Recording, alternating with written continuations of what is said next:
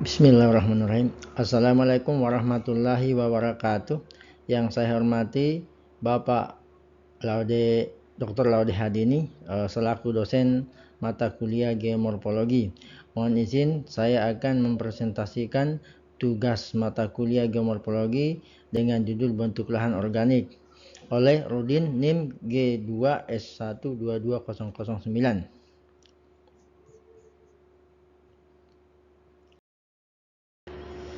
Adapun outline saya terdiri dari pendahuluan di mana terdapat latar belakang, rumusan masalah, tujuan. Kemudian ada pembahasan yang terdiri dari pengertian bentuk lahan organik, jenis bentuk lahan organik, dan manfaat terumbu karang. Kemudian kesimpulan dan saran dan daftar pustaka. Pendahuluan, latar belakang. Geomorfologi adalah ilmu yang mempelajari bentuk-bentuk permukaan bumi sebagai akibat adanya pengaruh tenaga endogen, pergerakan arus konveksi yang menyebabkan pergerakan lapisan kerak bumi, dan tenaga eksogen berupa hujan, angin, penyinaran matahari, dan penyinaran dan pemanasan matahari, benturan benda asal ruang angkasa, serta aliran air dan gletser yang menghasilkan proses-proses geomorfik yang berakibat terubahnya bentuk-bentuk permukaan bumi.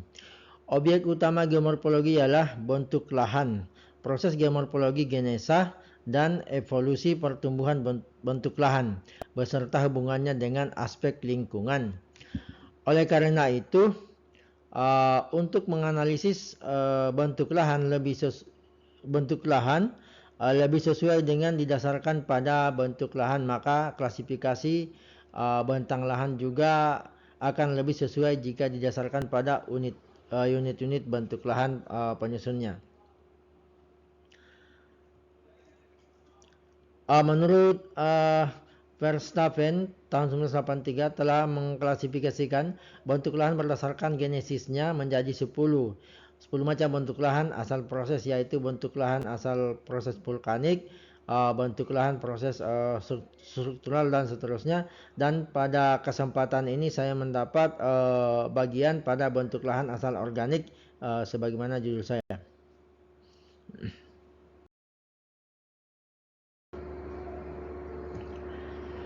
Kemudian rumusan masalah. Adapun masalah yang berdasarkan dari pendahuluan maka didapatkan rumusan masalah. Adapun masalah yang akan dibahas pada makalahnya itu 1. Pengertian bentuk lahan organik, 2. Apa saja jenis-jenis bentuk lahan organik, dan 3. Manfaat lahan organik bagi manusia. Tujuan makalah adalah tujuan dari penulisan makalah ini adalah agar kita mengetahui klasifikasi bentuk lahan, yang salah satunya adalah bentuk lahan organik, dan manfaat bentuk lahan organik terhadap kehidupan manusia.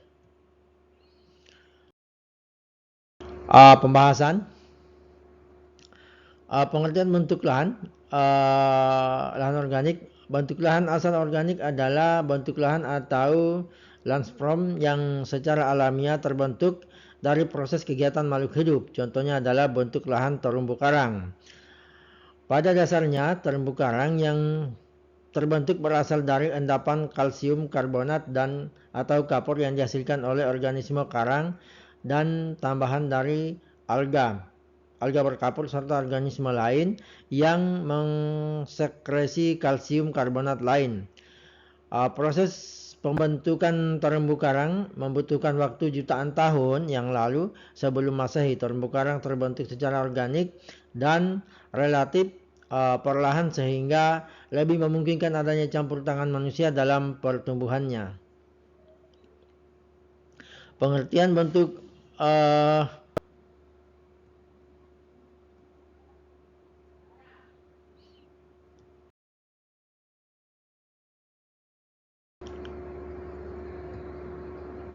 jenis lahan jenis lahan bentuk organik menurut Verstappen tahun 1977 bahwa bentuk lahan organik itu bukan hanya termasuk terumbu karang saja, melainkan juga termasuk dalamnya adalah pesisir bakau atau mangrove, serta renca gambut atau peatbog.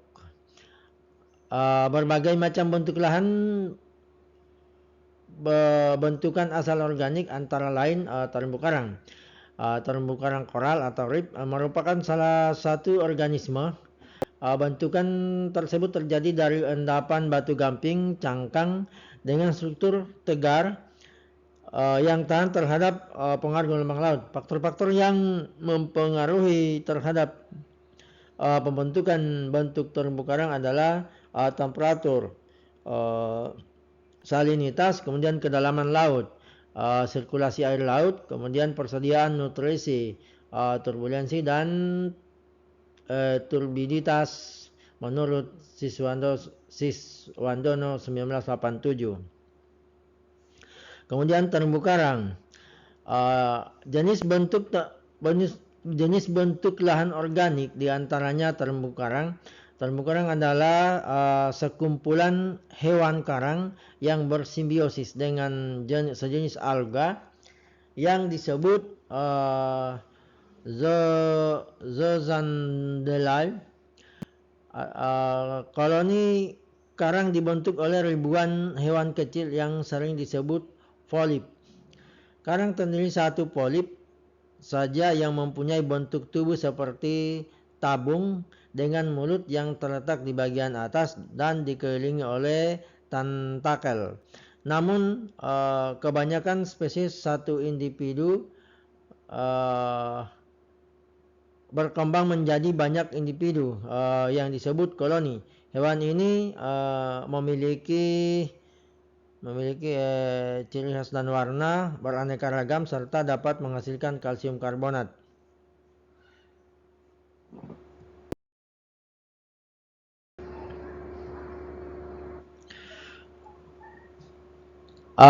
Terumbu karang menurut Maxwell 1968, terumbu karang dapat diklasifikasikan menjadi dua golongan utama, yaitu terumbu karang paparan dan terumbu karang samudra. Baik terumbu karang paparan maupun terumbu samudra, kedua-duanya diawali dengan pertumbuhan koloni-koloni embrionik. Berikut ini menggambarkan klasifikasi terumbu karang yang didasarkan pada klasifikasi dari Maxwell 1968 dan Pyroric 1950.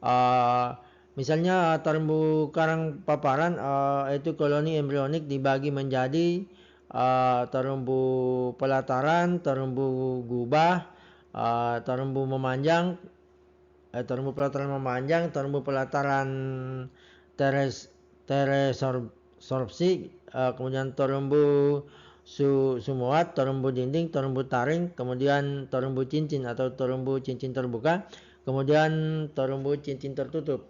Ada terumbu garpu, ada terumbu jala terbuka dan terumbu jala tertutup, dan terakhir terumbu apron campuran. Sedangkan terumbu samudra, koloni embrionik dibagi menjadi terumbu pinggiran, kemudian terumbu penghalang, terumbu atol, kemudian atol samudra, atol majemuk, atol paparan, atol bentuk ladam, atol bentuk kuku kuda, kemudian atol oval kecil, kemudian semi atol besar dan atol lengkap serta pelataran terumbu besar.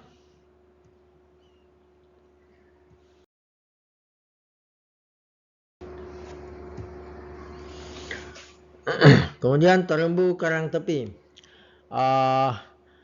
Terumbu karang tepi berkembang di pesisir pantai pulau-pulau besar. Perkembangannya bisa mencapai kedalaman 40 meter dengan pertumbuhan ke arah luar menuju laut lepas. Dalam proses perkembangannya, terumbu ini berbentuk melingkar yang ditandai dengan adanya bentukan ban atau bagian endapan karang mati yang mengelilingi pulau. Contoh Bunaken di Sulawesi. Nah, ini adalah salah satu contoh terumbu karang tepi. Di bagian tumbuhnya ini adalah di bagian sini. Dan dia akan menyebar menuju ke arah ke tengah laut lepas. Yang bisa mencapai kedalaman sekitar 40 meter.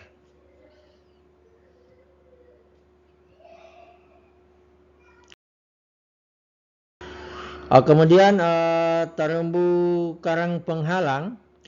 Terumbu karang penghalang ini atau terumbu karang ini terletak pada jarak yang relatif jauh dari pulau, sekitar 0,52 km ke arah laut lepas, terbentuk pada kedalaman hingga 1000 kaki atau 300 meter. Terkadang terbentuk lagon dalam kurung kolom air atau celah perairan. Umumnya karang penghalang terumbu di sekitar pulau sangat besar atau benua dan membentuk gugusan pulau karang yang terputus-putus.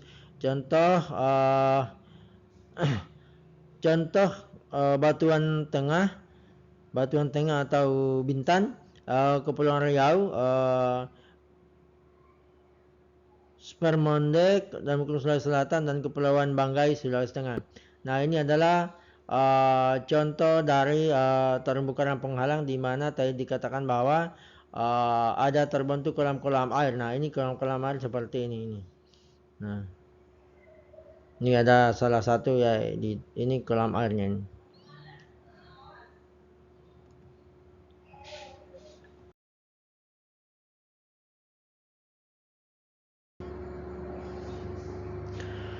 Kemudian terumbu karang penghalang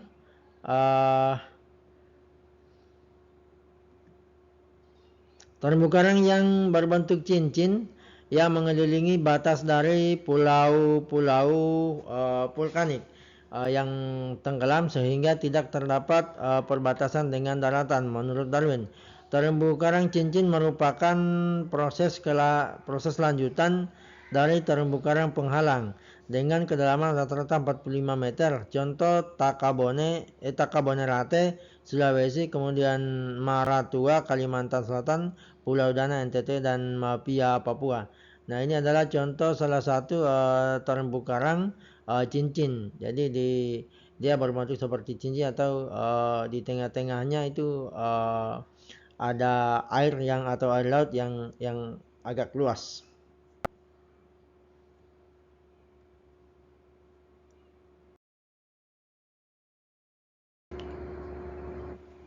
Adapun manfaat terumbu karang bagi kehidupan manusia adalah terumbu karang mengandung berbagai manfaat yang sangat besar dan beragam, baik secara ekologi maupun ekonomi.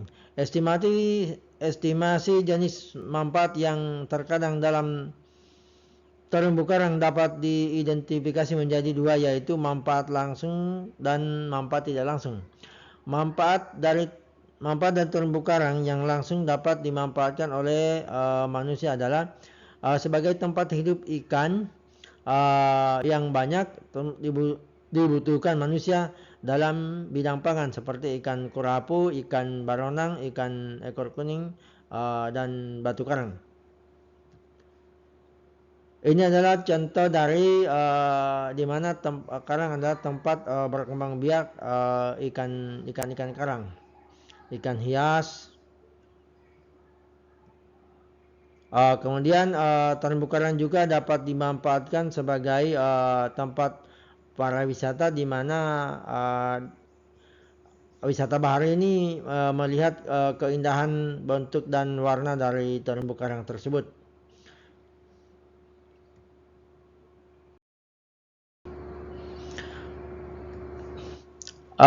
Kemudian berdasarkan penelitian dan pemanfaatan biota perairan lainnya yang terkadang di dalamnya yang terkandung di dalamnya. Ini termasuk terumbu karang sebagai tempat penelitian atau yang memberi manfaat kepada manusia. Sedangkan yang termasuk dalam pemanfaatan tidak langsung adalah sebagai penahan abrasi pantai yang disebabkan gelombang dan ombak laut, serta sebagai sumber keanekaragaman hayati.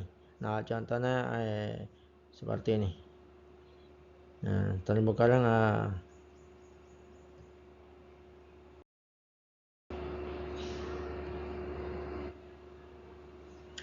selain itu, manfaat dari terumbu karang adalah proses kehidupan yang memerlukan waktu yang sangat lama untuk tumbuh dan berkembang biak untuk membentuk seperti kondisi saat ini. Tempat tinggal, berkembang biak dan mencari makan ribuan jenis ikan, hewan dan tumbuhan yang menjadi tumpuan kita. Indonesia memiliki terumbu karang terluas di dunia dengan luas sekitar 600.000 km persegi, sumber daya laut yang mempunyai nilai potensi ekonomi yang sangat tinggi. Sebagai laboratorium alam untuk menunjang pendidikan dan penelitian, terumbu karang merupakan habitat bagi sejumlah spesies yang terancam punah seperti kima, raksasa, dan penyu laut. Dari segi fisik, terumbu karang berfungsi sebagai pelindung pantai dari erosi dan abrasi.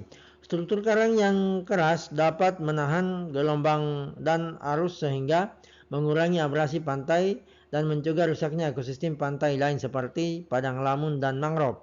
Terumbu karang merupakan sumber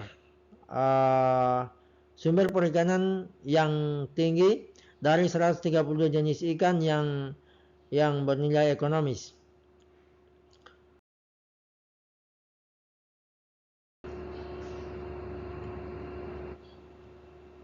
Kemudian kesimpulan adalah dari makalah ini, yaitu bentuk lahan asal organik adalah bentuk lahan atau landform yang secara alamiah terbentuk dari proses kegiatan makhluk hidup. Contohnya adalah bentuk lahan terumbu karang. Salah satu bentuk lahan organik adalah terumbu karang. Terumbu karang adalah massa endapan kapur atau limestone, di mana endapan kapur ini terbentuk dari hasil rekresi biota laut, pansekresi kapur, koral dan karang. Kemudian terumbu karang yaitu sekumpulan hewan karang yang bersimbiosis dengan sejenis alga yang disebut Saxonhale.